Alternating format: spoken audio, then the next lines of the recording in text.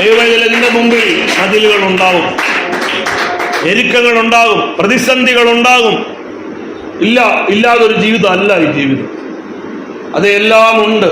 പക്ഷേ എൻ്റെ യേശുവിനാൽ എനിക്കിതിനെ അതിജീവിക്കാൻ കഴിയും. അത് പറയണം.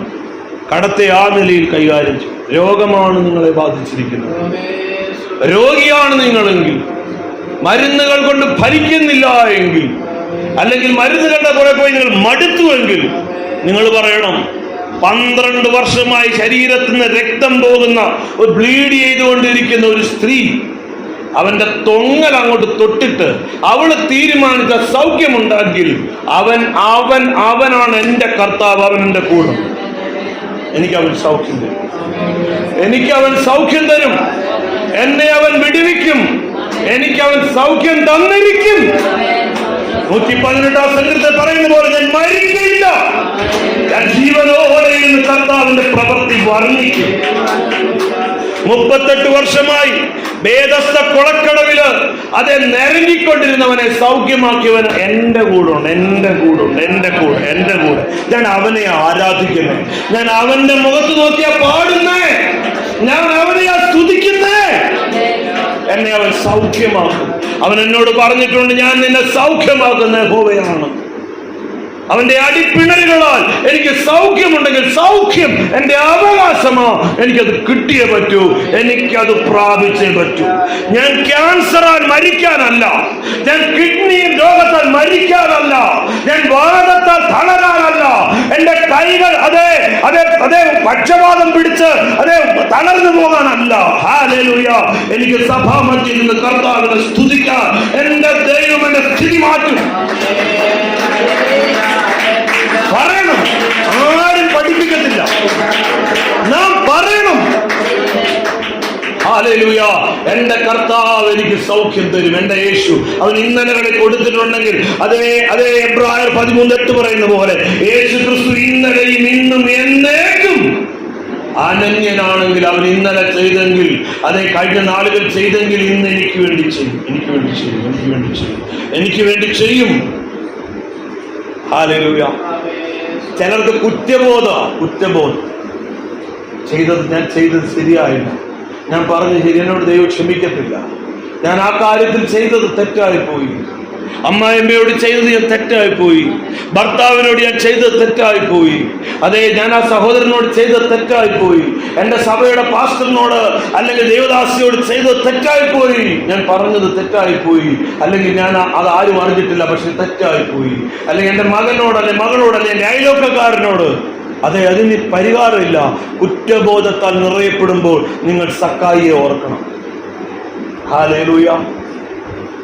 റോമൻ ഗവൺമെന്റ് കൊടുക്കുന്ന പൈസയെ മോഹിച്ച് സ്വന്തം ജാതിയെ ഒറ്റുകൊടുത്ത് അവരെ കഴുത്തിന് കുത്തിപ്പിടിച്ച് അവരുടെ കയ്യിൽ പൈസ വാങ്ങി ധനവാനായ മനസ്സാക്ഷിയില്ലാത്ത മനുഷ്യൻ. യേശുവിനെ ഒന്ന് കണ്ടാ മതിയായിരുന്നു.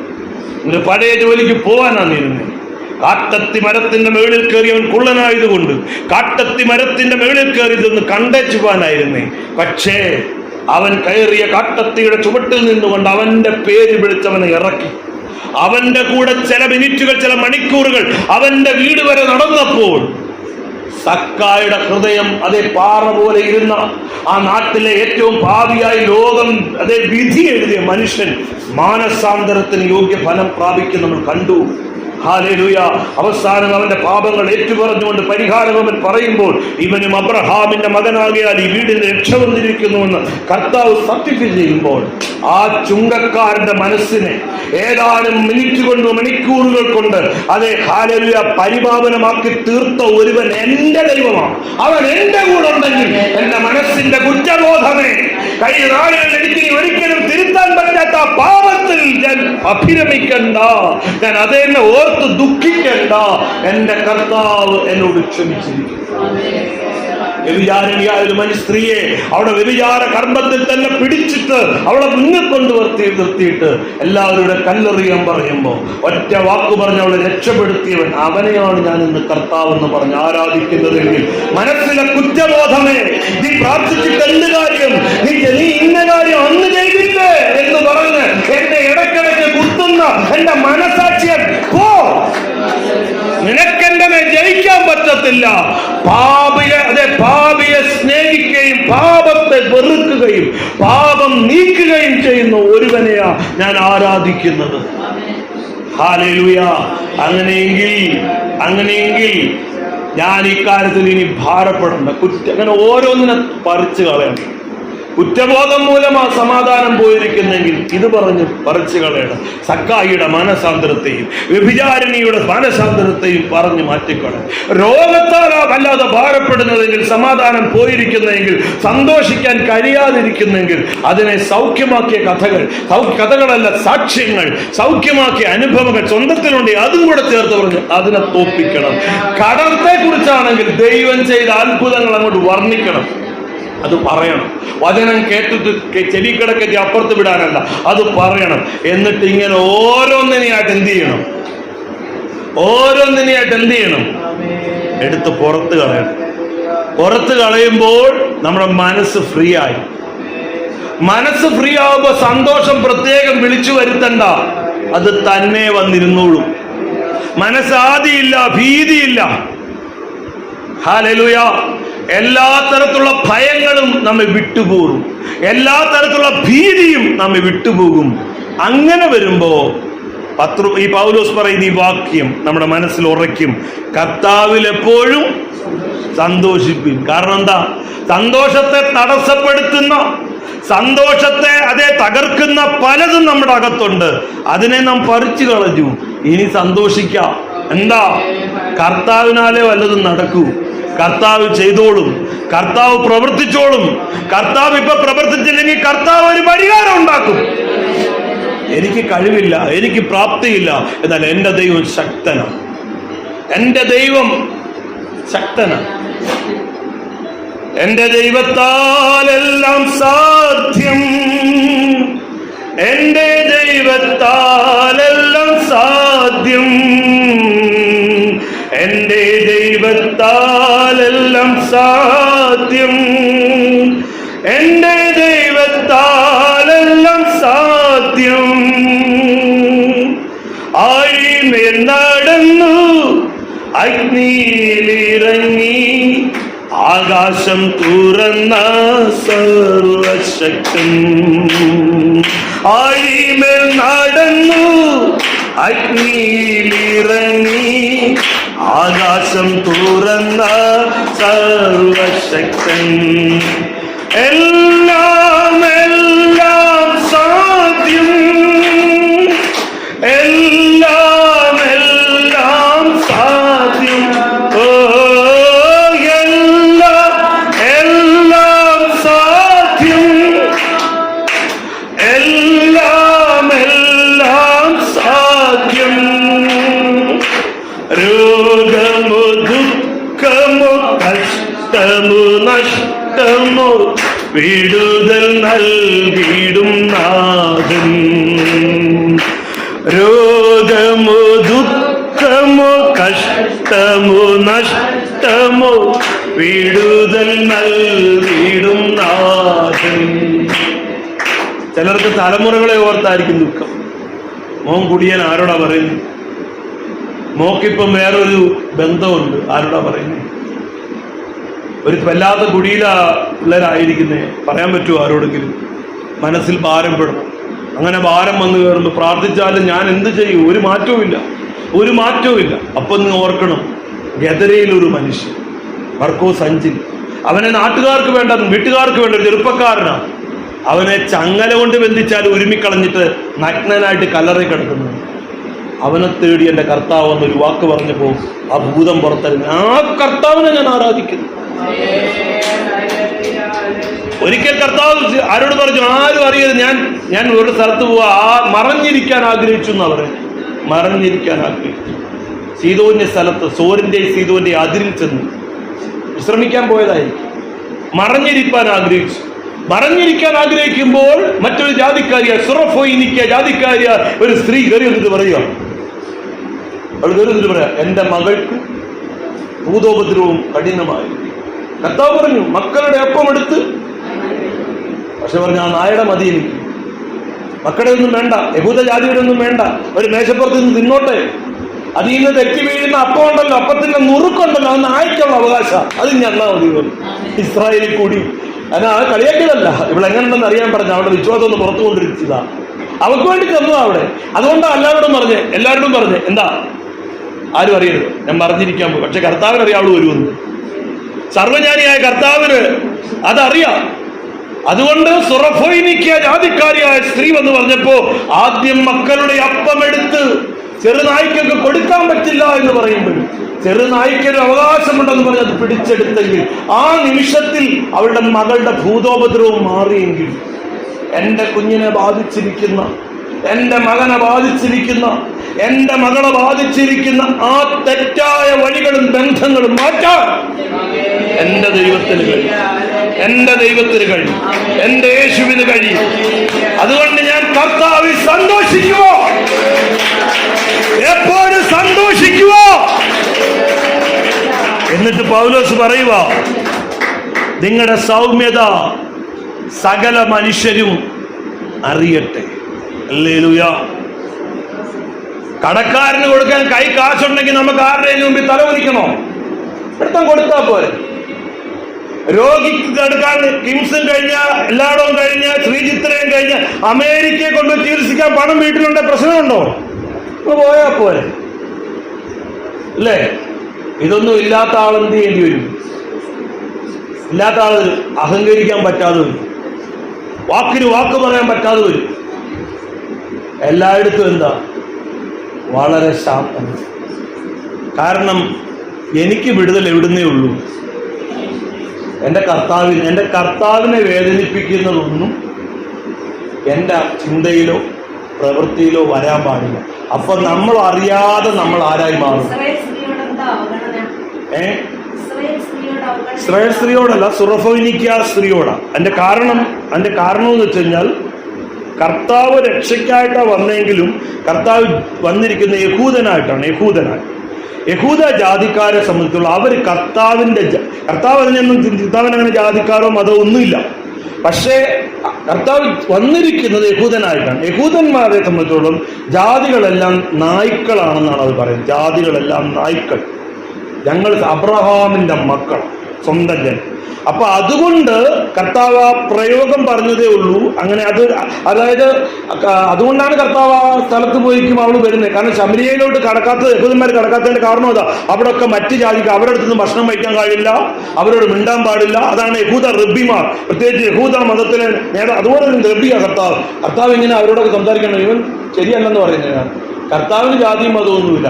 അതുകൊണ്ട് കർത്താവ് വല്ലാത്ത അവളെ കളിയാക്കിയത്. കാരണം എങ്കിലും യഹൂദനെ സംബന്ധിച്ചിടത്തോളം അവൻ പറയുന്നൊരു യഹൂദൻ പറയുന്നൊരു വാക്ക് കർത്താവ് ഉപയോഗിക്കുക. ഏതാ? മക്കളുടെ അപ്പം എടുത്ത് നായ്ക്ക് തരത്തില്ല. അപ്പൊ അവളെന്താ പറയുന്നത് കർത്താവിനറിയാം. ശരി, എന്നെ നായെന്ന് വിളിച്ചല്ലയോ, ഞാൻ പോവാ. അങ്ങനെയല്ല അവള് പറയുന്നേ. എനിക്ക് ആ അവകാശം നഷ്ടപ്പെടുത്തണം. ബൈബിൾ അറിയാത്ത, സത്യം അറിയാത്ത ആളുകളായിരിക്കും. ഒരു മറ്റു ജാതിക്കാരുമായ സ്ത്രീയെ നിങ്ങളുടെ കർത്താവ് എന്ത് വിളിച്ചു? നായെന്ന് വിളിച്ചു. ഇവനാണോ ദൈവം എന്ന് ചോദിക്കും. പക്ഷെ നോക്കുക, അവൻ കാൽവറി ക്രൂശിൽ മരിക്കുന്ന ആ നിമിഷം വരെ അവൻ യഹൂദ ജാതിക്കാരനെന്ന നിലയിൽ, അവൻ യഹൂദ മതക്കാരനെന്ന നിലയിൽ ആ മതത്തിന്റെ നിയമത്തിനകത്താവൻ നിൽക്കുന്നത്. പക്ഷെ ക്രൂശിൽ അവൻ എല്ലാ വാഴ്ചകളെ, അധികാരം നീക്കി, എല്ലാ ജാതീയ വ്യവസ്ഥയെ നീക്കി. അതിനു മുമ്പ് അവൻ ഇതിനകത്ത് ഒതുങ്ങിയിരിക്കാൻ. ഞാൻ ഒരു കാര്യം പറയാം, കർത്താവ് ഇങ്ങോട്ട് വന്നിട്ട് പറയുക ഞാൻ ദൈവമാണ്, എല്ലാം നടക്കട്ടെ. പറ്റത്തില്ല. രക്തം ചൊരിഞ്ഞല്ലാതെ എന്തില്ല? വിമോചനമില്ല. പാപം അതുവരെ അവനൊരു പൂർണ്ണ മനുഷ്യനായിട്ട്. യേശുക്രിസ്തു ആരാ? യേശുക്രിസ്തു ആരാ?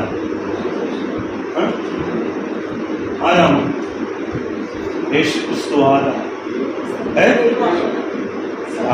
പെന്തക്കോസ്തുകാർക്കും ക്രിസ്ത്യാനികൾക്കും നല്ലൊരാളുകൾക്കും എല്ലാവർക്കും പറയാനുള്ളത് എന്താ? യേശുക്രിസ്തു ദൈവപുത്രൻ. ആ യേശുക്രിസ്തു മനുഷ്യപുത്രനായിട്ട് വന്നു. യേശുക്രിസ്തു ദൈവപുത്രനാണ്, യേശുക്രിസ്തു മനുഷ്യപുത്രനാണ്. അപ്പോ ഒരിക്കൽ ഫിലിപ്പോസ് ഇങ്ങനെ ചോദിച്ചു, നീ എപ്പോഴും ഒരു പിതാവേ പിതാവേ പിതാവേ എന്ന് പറയുന്നുണ്ടല്ലോ, പിതാവിനെ ഞങ്ങൾക്ക്.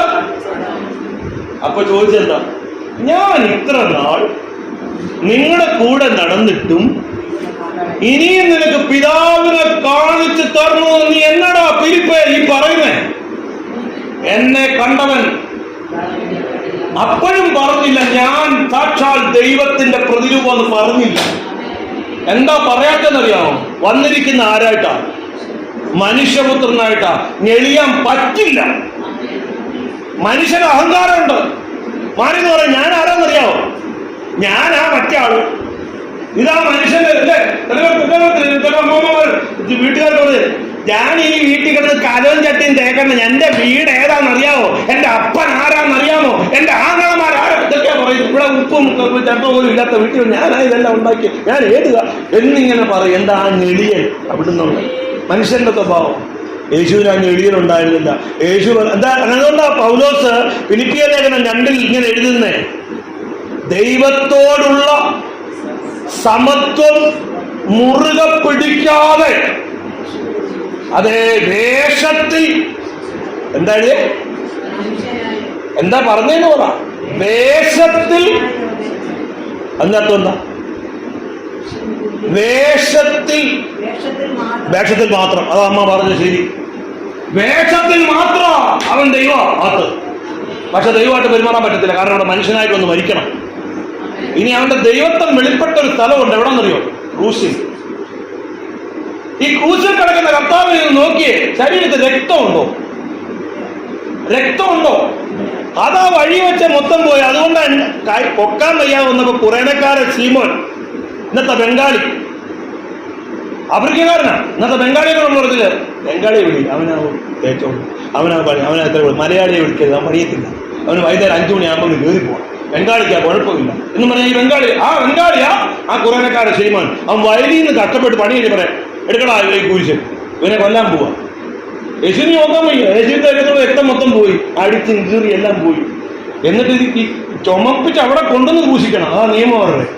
അതിന് വലിയ പറ്റത്തില്ല. ആൾ ഇനിയിപ്പോ എല്ലാവരും കൂടെ ചുമന്നുകൊണ്ട് കൊണ്ടുപോയി അവിടെ എല്ലാവരും കൂടെ പൊക്കി എടുത്തുകൊണ്ട് പോയി അവിടെ കൊന്നിട്ട് കൊല്ലണം. എന്നാലും കൊന്നേ പറ്റും. കാരണം കൊല്ലിച്ചേ പറ്റും. കാരണം ദൈവത്തിന്റെ ഇഷ്ടം അതാ. പക്ഷെ ഇതിപ്പോ ആര് ചെയ്യും? കുറേനക്കാരൻ ചീമോ വയലിൽ നിന്ന് വരുവാ, പറയാം ചുമക്കാൻ പറഞ്ഞു, കുറേ ഒന്ന് താങ്ങിക്കൊള്ളു. അതുകൊണ്ട് അവരുടെ മക്കളുടെ പേര് ലോകത്ത് വലുതായി. അവസാനിപ്പിക്കണം. നോക്കുക, അവന് ക്രൂശിലായി. പക്ഷേ ഈ ക്രൂശിലായ കർത്താവ്, ഈ ക്രൂശിലാതിങ്ങനെ നിങ്ങളൊന്ന് നോക്കണം. നിങ്ങൾ ചുമ്മാ കൊണ്ട് നോക്കണം. നിങ്ങൾ ആരെങ്കിലും വീട്ടിൽ പോയിട്ട് ഇങ്ങനെ 2 കാലും ഇങ്ങനെ ക്രൂശിക്കപ്പെട്ടു നോക്കിക്കും, കാലിങ്ങനെ ഇരിക്കണം, ഇങ്ങനെ തലയിങ്ങനെ ഇരിക്കണം. ശ്വാസം എടുക്കാൻ പറ്റും? നമ്മൾ ശ്വാസം വെച്ചു ഇങ്ങനെ വെച്ചു, ശ്വാസം എടുക്കാൻ പറ്റത്തില്ല. ഫ്രീ ആയിട്ട് കാരണം ഇങ്ങനെ കിടക്കും, ഇങ്ങനെ തല തിരിച്ച് ഇങ്ങനെ കിടക്കുന്ന ഒരാൾ ശ്വാസം എടുക്കാൻ പറ്റും. നിങ്ങൾ വീട്ടിൽ നിന്ന് പരീക്ഷിച്ചു നോക്കും. ശ്വാസം എടുക്കാൻ പോലും പറ്റാതെ രക്തം വാർന്ന് നിൽക്കുന്ന ഈ ആള് മരിച്ചില്ലെന്നേ. മരിച്ചില്ല. എപ്പോഴാ മരിച്ചത്? അമ്മ എപ്പോഴാ യേശു മരിച്ചത്? നമ്മളൊക്കെ മരിക്കുന്ന എപ്പോഴാ? മനുഷ്യപുത്രന്മാരെ തിരികെ വരുവേ എന്ന് ദൈവം നമ്മളെ വിളിക്കും. അന്ന് നമ്മൾ പോയി ആ നിമിഷത്തിൽ പോകും. രാത്രിയിലാവോ പകലാവോ വണ്ടി സഞ്ചരിക്കുമ്പോഴാവോ ഉറക്കത്തിലാവോ വീടിനകത്ത് ഇങ്ങനെ ഇരിക്കുമ്പോൾ കൊട്ടുമായിട്ട് റോഡ് വന്ന് ഇങ്ങനെ അങ്ങനെ ചെലവഴിക്കുന്നത് ഇങ്ങനെ അമ്മച്ചി പോയി അങ്ങനെ വിളിക്കുന്നു ഇല്ലേ? തെല്ലിങ്ങനെ ഇരിക്കുമ്പോ ആ വാർത്ത വായിച്ചുകൊണ്ട് പിടിയിലൊക്കെ വന്ന് വാർത്ത വായിച്ചു അങ്ങനെയുള്ള നമ്മൾ കാണുന്നില്ലേ? ആളുകൾ ഒരുമിച്ച് ഹോട്ടലിൽ പോയി ഭക്ഷണം കഴിച്ചുകൊണ്ടിരിക്കുമ്പോ അച്ചായ ഇങ്ങനെ കാണിക്കുന്നതാണ്. ഇങ്ങനെ മനുഷ്യൻ മരിക്കും നമ്മൾ വിചാരിക്കും. നമ്മൾ വിചാരിക്കും മരിക്കുന്നതിന് ഇതിന് മുമ്പത്തേനും ഒരു പിഴച്ചില് ഇല്ലേ? അങ്ങനെയൊക്കെ ഇഷ്ടമുള്ളവർക്ക് അങ്ങനെ മരിക്കാം. ആരും അറിയാതെ മരിക്കേണ്ടത് സുഖം മരിക്കേണ്ടവർക്ക് അങ്ങനെ മരിക്കാം. എന്റെ അമ്മയൊക്കെ അങ്ങനെ മരിച്ചു. പുള്ളി രാവിലെ പോയി ആ ജോലികളെല്ലാം നിർത്തിച്ച് പണിക്കാരെ കൊണ്ട് പണിയെല്ലാം ചെയ്തിട്ട് പുള്ളി അകത്തോട്ട് ഞങ്ങൾ CCTV കാണുക. അതേ ഒരു ഭക്തമായ മനുഷ്യനാണ്. ഒന്നും ഭക്തന്മാർക്ക് നല്ല മരണം കിട്ടുന്നല്ല ഞാൻ പറഞ്ഞു. അതിങ്ങനെ പിന്നെ മരണം കഴിഞ്ഞിട്ട് നമ്മൾ കാണുക. അവിടെ ജോലിക്കാരുണ്ട്. അമ്മയും അമ്മനും മാത്രമേ ഉള്ളൂ ആ വീട്ടിൽ. മക്കളാർക്കും നോക്കാൻ എല്ലാവരും കൊണ്ട് ജോലിക്കാരാക്കി വെച്ചിരിക്കുന്നു. അപ്പന് കുഴപ്പമില്ലാത്തതുകൊണ്ട് അപ്പന് പ്രശ്നമില്ല. അമ്മയ്ക്ക് ഇത്തിരി പ്രശ്നമുണ്ട്. പക്ഷെ അമ്മയും കിടപ്പൊന്നുമല്ല. അപ്പനിങ്ങനെ വെളിയിൽ പോയി പണിയൊക്കെ CCTV കാണാം. മരിച്ചു കഴിഞ്ഞിട്ട് നമ്മൾ കാണുക. CCTV കാണുമ്പോൾ അപ്പനിങ്ങനെ ഇടയ്ക്ക് പോയിട്ട് വെളിയിൽ നിന്ന് ഇങ്ങനെ കയറി വരുന്നതാണ്. അപ്പൊ ബേക്കാരി പെണ്ണോട് നമ്മൾ ചോദിച്ചു പറഞ്ഞു 10 മണിയാകുമ്പോൾ ഒരു കാപ്പ് കുടിക്കും, ഒരു കട്ടൻ ചായ, അത് കുടിക്കാൻ വന്നു. അന്നേരം ആ മീൻകാരൻ വന്നു. ഇവിടെ അകത്തുനിന്ന് പുറത്തോട്ട് വരുന്നതാണ്. അപ്പൊ ഈ മീൻകാരൻ എന്തോ പറയുന്നുണ്ട്. എന്നിട്ട് ഇവിടെ പിന്നെ അകത്തോട്ട് കയറുന്നു. അപ്പൊ അവനോട് പൈസ എടുത്ത് വാങ്ങിക്കാൻ പോകും അപ്പച്ചൻ്റെ അടുത്ത്. പിന്നെ പുറത്തോട്ട് നമ്മൾ കാണുന്നത് അവിടെ നിലവിളിച്ചോണ്ട് ഓടി വരുന്ന. കാരണം എന്താ? അകത്ത് തന്നെ അപ്പച്ചൻ അവിടെ ഇങ്ങനെ കട്ടിലെ കിടന്ന് മരിച്ചു 5 മിനിറ്റ്. അപ്പൊ എപ്പോഴാ മരിക്കുന്നതെന്ന് നമുക്ക് ആർക്കും പറയാൻ പറ്റില്ല. അപ്പം യേശുക്രിസ്തു, ഇത്രയും രക്തം പോയ യേശുക്രിസ്തു, അപ്പൊ ദൈവം വിളിക്കുമ്പോഴാണ് നമ്മളെല്ലാരും മരിക്കുന്നത്. പക്ഷെ യേശുക്രിസ്തു എന്താ ചെയ്തിരിക്കുന്നത്? എന്റെ ആത്മാവിനെ നിന്റെ കയ്യിൽ പരമേൽപ്പിക്കുന്നു പറഞ്ഞപ്പോഴാ മരിച്ചേ. എന്താ കാര്യം എന്നറിയാമോ? പിതാവായ ദൈവം ആത്മാവ്. യേശു യഥാർത്ഥ ആത്മാവ്, പക്ഷെ മനുഷ്യ രൂപം എടുത്തിരിക്കുക. ആ പിതാവിന്റെ മനുഷ്യ രൂപമാണ് യേശു. അപ്പൊ തന്നെ 2 ആളായിട്ട് കാണും. പക്ഷെ പിതാവിന്റെ പ്രകാരം ദൈവത്തെ ആര് വരുന്നതാണ് അങ്ങനെ വചനം പറയുന്നത്. അപ്പൊ കാണുന്നത് ദൈവത്തെ കാണാൻ യേശുവിനെ കാണാൻ മതി. എന്നാൽ ദൈവം ആത്മാവായിട്ട് ദൈവത്തെ ആര് വരുന്നതാണ് കണ്ടിട്ടില്ല. അപ്പൊ നോക്ക്, ഈ പിതാവിന്റെ കയ്യിലോട്ട്, കാരണം പിതാവിന് എടുക്കാൻ പറ്റില്ല, പോരാൻ പറ്റില്ല. കാരണം ശേഷത്തിൽ മനുഷ്യനായി സകലത്തിലും തനിക്കത്തില്ല ദൈവത്തോടുള്ള സമത്വം, സാക്ഷാൽ ദൈവത്തിന്റെ പ്രതിരൂപം. അതുകൊണ്ട് അവൻ പറഞ്ഞപ്പോഴാവും വെച്ച് അവനെ ഏൽപ്പിച്ചു കൊടുക്കുക. കാരണം ദൈവത്വം അവനിൽ നിൽക്കുകയാണ്. അപ്പൊ 2 ദൈവം ഇല്ല. നമുക്ക് നമ്മളിൽ എന്തുണ്ട്? ദേഹം, ദേഹി. ദേഹമാണ് നിങ്ങൾ കാണുന്ന ഈ ശരീരം. ദേഹിയും ആത്മാവ് അകത്തുണ്ട്. ദേഹിയാണ് എന്നോട് കുറ്റം പറയുന്നത്. ഓ, എന്തിനാ പ്രാർത്ഥിക്കാൻ പോകുന്നത് എന്ന് പറയുന്നത്. ആത്മാവ് പറയുന്നത് കർത്താവിനെ ആരാധിക്കും. ഇത് 2. പക്ഷെ ഇത് 3 ഉള്ള ഞാൻ, നിങ്ങൾക്ക് എത്ര പേരെ കാണാം? ഇപ്പൊ ഒറ്റയാളെ. ഇതുപോലാണ് മഹാദൈവം. പിതാവും പുത്രനും പരിശുദ്ധാത്മാവും ഒരുവനില്ല, 3 ഇല്ല, ഒറ്റ ഒരുവനിൽ, ഒറ്റ രൂപമേ ഉള്ളൂ. പക്ഷേ മനുഷ്യരക്ഷയ്ക്കായി അതിൽ ഒരുവൻ പുറത്തിറങ്ങി മനുഷ്യ രൂപത്തിൽ ഇറങ്ങുന്നു. സാക്ഷാൽ പുത്രൻ, പിതാവിനകത്തുള്ളവൻ. അതുകൊണ്ട് അവൻ സാക്ഷാൽ ദൈവമാണ്. ഹല്ലേലൂയ. ഞാൻ എൻ്റെ വാക്കുകളിൽ നിന്ന് മാറിപ്പോട്ടെ. അവസാനമായിട്ട് ഒരു കാര്യം കൂടെ പറഞ്ഞതിന് അവസാനിപ്പിക്കും. ഒരു വാക്കുകൾ വായിച്ച് ഇവിടെ അവസാനിക്കും. നോക്കുക, യെരമ്യാ പ്രവചനം അതിന്റെ 15-ാം അധ്യായം. യെരമ്യാ പ്രവചനം 15-ാം അധ്യായം അതിന്റെ 10 മുതലുള്ള വാക്യങ്ങൾ വേഗം വായിച്ചു.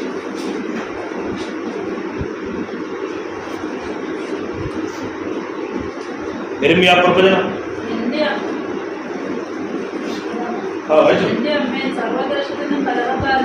ഓ, യെരമ്യാവ് പറയാ, എന്റെ അമ്മച്ചി സർവദേശത്തിനും കലഹക്കാരനും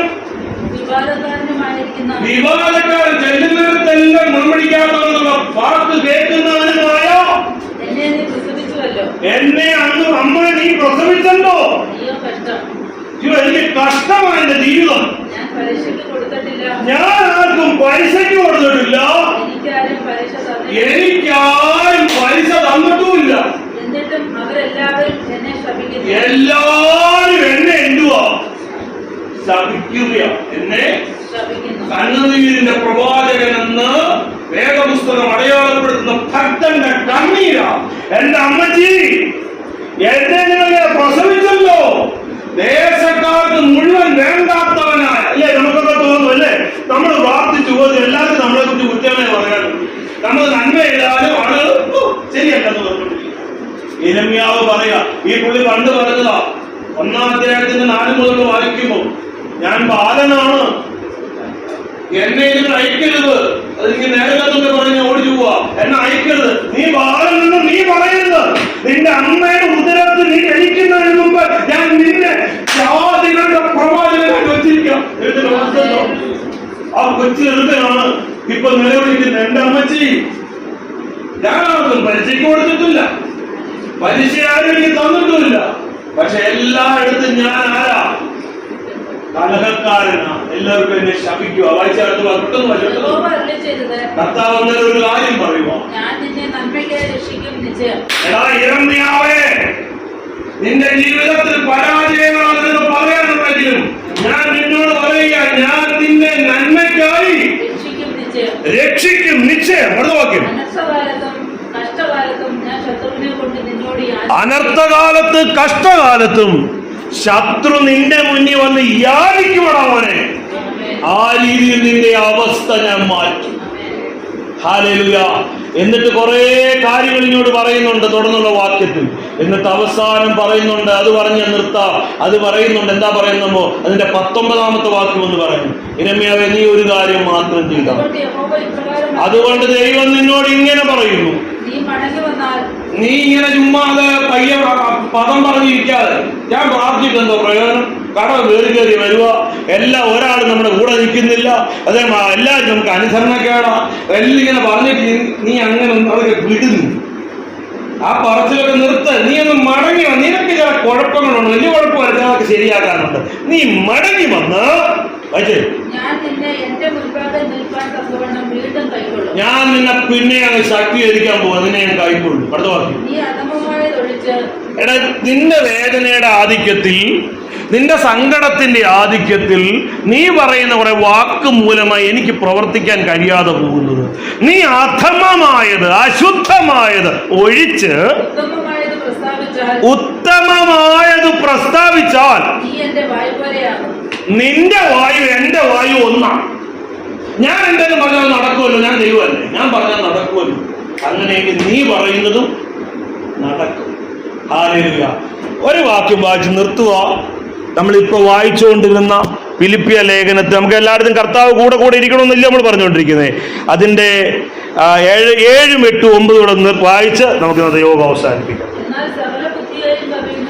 നോക്കുക, എപ്പോഴും സന്തോഷിച്ച് സൗമ്യരായിട്ട്, എപ്പോഴും സന്തോഷിച്ച് നിങ്ങൾ ജീവിക്കുമ്പോൾ എല്ലാത്തിനും സ്തോത്രം. കടം വരുമ്പോ സ്തോത്രം, സ്തോത്രം, സ്തോത്രം. രോഗം വരുമ്പോ സ്തോത്രം, സ്തോത്രം. കർത്താവിന് സ്തോത്രം, സ്തോത്രം, സ്തോത്രം. മക്കൾ അനുസരിക്കാതിരിക്കുമ്പോ അത് വഴിതെറ്റി പോകുമ്പോ കർത്താവേ സ്തോത്രം, സ്തോത്രം, സ്തോത്രം, സ്തോത്രം. എല്ലാത്തിനും സ്തോത്രം പറഞ്ഞ് ഇരിക്കുമ്പോൾ സകല ബുദ്ധിയെ കവിയുന്ന ദൈവ സമാധാനം. നാളെ രാവിലെ പൈസ കൊടുക്കണം, നീ സ്തോത്രം ചെയ്യും, സ്തോത്രം ചെയ്യും. നാളെ രാവിലെ കൊടുക്കണ്ടേ, വഴിയുണ്ടാവും. നീ സ്തോത്രം ചെയ്ത് കിടക്ക്. നിനക്ക് വേണ്ടതിനല്ല. ഇന്ന് രാത്രി ഇങ്ങനെ ചിന്തിച്ച് രാത്രി തലവന് എത്തിയുള്ളവരില്ലേ, വെള്ളം കുടിക്കും പരമേശ്വരം. രാവിലെ എങ്ങനെ? ഇല്ല, ഇല്ല. സകല ബുദ്ധിയെയും കവിയുന്ന ദൈവ സമാധാനം. അടുത്ത ഹൃദയത്തെയും നിലവുകളെയും ക്രിസ്തുയേശുവിൽ കാത്തു. പിന്നെ ചെയ്യേണ്ട ഒരു കാര്യമുണ്ട്, അതാണ് കൈവിട്ടു. അടുത്ത വാക്യങ്ങൾ വായിച്ചു. ഒടുവിൽ സഹോദരന്മാരെ എന്ന സഹോദരിമാരെയും പറഞ്ഞിട്ടുണ്ട്. എന്തോ? സത്യമായതൊക്കെ, ഘനമായതൊക്കെ, നീതിയായതൊക്കെ, നിർമ്മലമായതൊക്കെ, രമ്യമായതൊക്കെ, സൽകീർത്തിയായത്, സൽഗുണമോ പുകഴ്ചയോ എന്ന് പറഞ്ഞാൽ ഏത് ചിന്തിക്കണ്ടെന്നാ, ഏത് ചിന്തിക്കണ്ടെന്നാ, ഏത് ചിന്തിക്കണ്ടെന്ന് അമ്മയുടെ ഞാൻ എന്തെങ്കിലും പറയും. അമ്മയോട് പറയും, എന്നോടാണോ ആ പറഞ്ഞത് ബുദ്ധി പറയോ കേട്ടോ, ബുദ്ധി പറയാം. അത് അമ്മ വിട്ടു, ആരാണെങ്കിലും പറയും, ആരോടും പറയും. ഈ വേണ്ടാന്ന് പറഞ്ഞ ചിലത് അറ്റാക്ക് കൊണ്ടിരിക്കുന്ന മൊബൈൽ തട്ടുന്നു കാണണം. എന്തോ ഇതോണം ചിരിക്കാനുള്ളതായിരുന്നു, ചിരിക്കാനുള്ളതല്ല, വൃത്തിയിടുന്നത് ചിരിക്കാനുള്ളതായിരുന്നു. പക്ഷെ ഓർക്കണം, ഇതുമായിട്ട് ഒക്കുന്നുണ്ട്.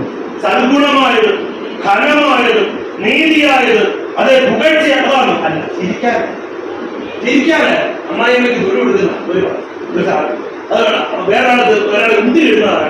അതൊരാൾക്ക് ഭയങ്കര ചിരി. എല്ലാവരും ചിരിക്കും, നമുക്കത് ചിരിക്കരുതെന്നല്ല. എന്തിനാ നമ്മളെ ഏതുകൊണ്ട് നടക്കുന്നത്? നമ്മളെ ഏതുകൊണ്ട് നടക്കുന്നത്? നമ്മുടെ ഈ ലോകത്തിലെ എല്ലാത്തിനും ഒഴിഞ്ഞാലല്ല ഞാൻ പറഞ്ഞത്. നമ്മളെ കൊണ്ട് പലരും ജീവിക്കാതിരിക്കുന്നു. അനേക കടക്കാരുടെ കടം അഴിച്ചു കൊടുക്കേണ്ടവരാണ് നമ്മൾ. അനേക രോഗികളെ സൗഖ്യമാക്കേണ്ടവരാണ് നമ്മൾ. നമ്മൾ ലോകക്കാരെ പോലെ ലോകരോഗിയായി ജീവിച്ചാൽ ദൈവം നമ്മെ വിട്ടുപോകും. വാക്ക് പറയുന്നേ അങ്ങനെ ഇതൊക്കെ അന്വേഷിച്ചു കൊള്ളുവിൻ. അപ്പോ സൽഗുണമോ പുകഴ്ചയോ ഇത് മാത്രം ചിന്തിക്ക്.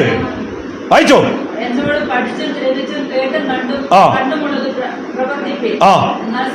അങ്ങനെ വന്നാൽ സമാധാനത്തിന്റെ ദൈവം നിങ്ങളുടെ കൂടെ ഇരിക്കും. ദൈവം നിങ്ങളുടെ വീട്ടിലുണ്ടെങ്കിൽ, ദൈവം നിങ്ങളുടെ കൂടെ ഉണ്ടെങ്കിൽ കടത്തിന് നിങ്ങളെ തൊടാൻ പറ്റുമോ? രോഗത്തിന് നിങ്ങളെ തൊടാൻ പറ്റുമോ? ബന്ധനങ്ങൾക്ക് നിങ്ങളെ തൊടാൻ പറ്റുമോ? ഇപ്പോഴുള്ളതിനോ വരുവാനുള്ളതിനോ ഉയരത്തിനോ ആഴത്തിനോ അതേ ക്രിസ്തുയേശുവിന്റെ സ്നേഹത്തിൽ നിന്ന് നിങ്ങളെ മാറ്റാൻ കഴിയുമോ? ഈ വചനങ്ങളാൽ ദൈവം നമ്മെ സഹായിക്കും.